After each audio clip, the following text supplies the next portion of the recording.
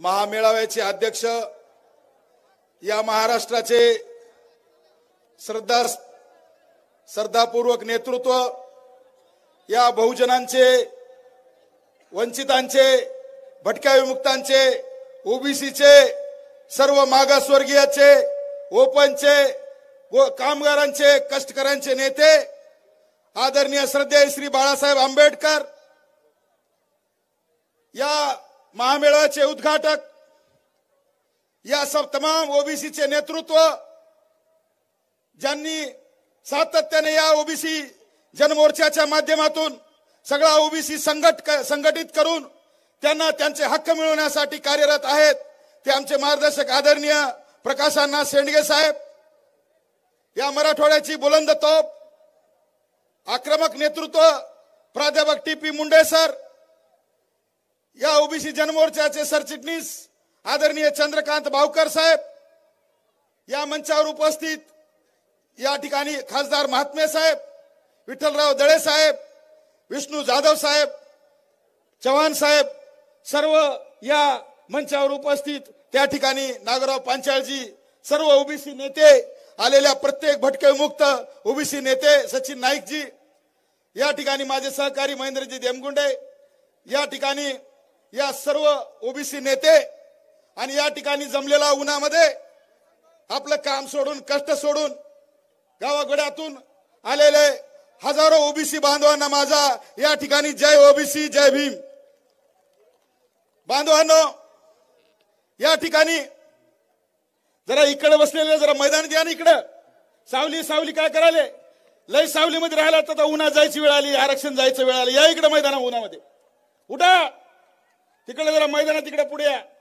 तिकडे पार कोपऱ्याला सावलीला कुठं कुठं झाडापर्यंत जाऊन बसलात. सगळं भविष्य येणाऱ्या उन्हामध्ये पडायची वेळ आलेली आहे.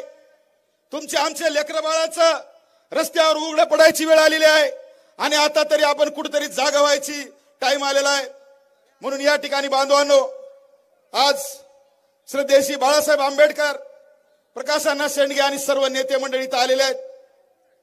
या नांदेड जिल्ह्यातल्या ओबीसी महामेळाव्याला या ठिकाणी जी दिग्गज नेते मंडळी आले आहेत, या ठिकाणी आज आमच्या ओबीसीचा आत्मविश्वास वाढलेला आहे. साहेब, या जिल्ह्यामध्ये आम्ही या ओबीसीला या ठिकाणी दाबून आणि कुचून ठेवलेलं होतं.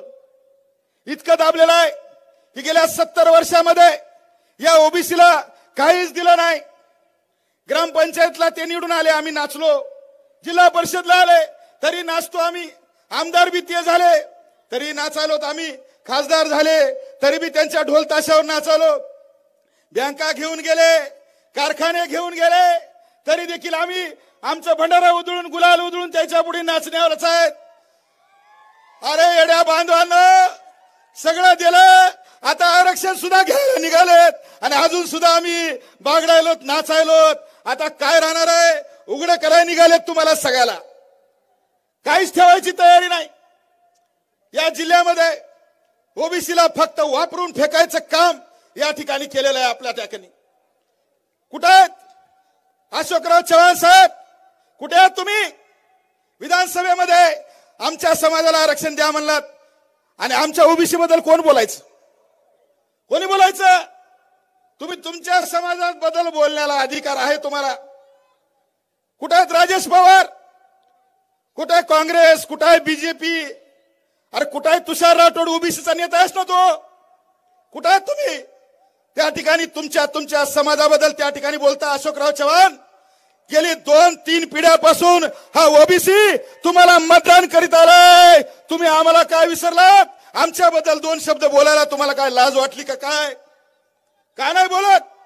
एक सुद्धा आमदार ओबीसीच्या बाजूने बोलायला तयार नाही. एक जण सुद्धा बोलायला तयार नाही. सर्व पक्षीय एकत्र झाले, सगळेजण सर्व पक्षीय एका ताकदीनिशी त्या ठिकाणी संपूर्ण ओबीसी समाजाला उघड करण्याची तयारी चालू आहे बांधवांनो. आणि अजून सुद्धा आमच्या ओबीसी बांधवांचे डोळे उघडलेले नाहीत. राज्य सरकारमध्ये एकीकडे शिंदे साहेबाला मराठ्यांचं दैवत व्हायचं